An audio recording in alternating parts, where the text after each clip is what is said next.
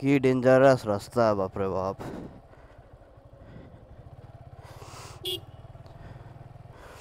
এই ব্রিজ থেকে নাকি 2 দিন আগে সাইকেল থেকে পড়ে একজন মারা গেছে।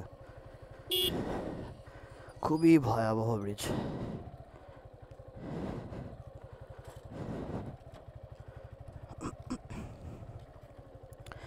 জাস্ট রেল লাইন আর মাঝখান থেকে ঢালাই দিয়ে দিছে, এই আর কি। পাশ থেকে পথচারী গেলেও বাইককে একটু সাইড করে সাবধানে চালাইতে হয়। খুবই ডেঞ্জারাস ব্যাপার।